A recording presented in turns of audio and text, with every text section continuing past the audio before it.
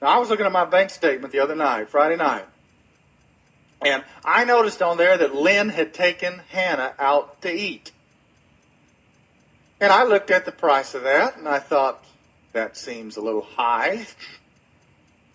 The lunch for two that she went to at that restaurant cost $1,717.96. So I looked at that, and I called her, and I said, did you eat at this restaurant? She said, yeah. What did you order at this restaurant? Did you order a steak or a hamburger, or did you each get a cow? I mean, what did you order?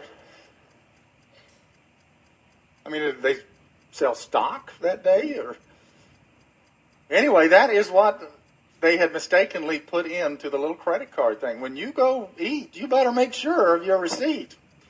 And she went down to the restaurant and talked to them, and supposedly they had done some things that didn't happen. And I called them and talked to them very nicely, pastorally, and expressed my concern about $1,000 burgers or whatever they're selling down there now. And the next day that it did get rectified. But, I wanted to go turn over some tables at this restaurant at a moment. Because abusive prices, it hit me. And here Jesus, from God's perspective, what they were doing was terrible. They were doing it. They set this up in the court of the Gentiles, which was a part of the temple that was actually set up to reach Gentiles.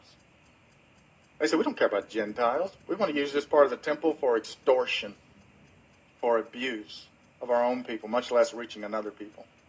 And Jesus said, that was horrible. My house should be a house of prayer, not a robber's den. God's house is not to be what we want it to be. It's to be what He says it is. We can make it all these different things and call it church, but it's been defined. And it needs to be about what God says is important. We need to start doing what really matters. My house shall be a house of prayer. Two things Jesus says are important in His house. Number one, He says it matters. Prayer matters. And number two, He says the Word matters.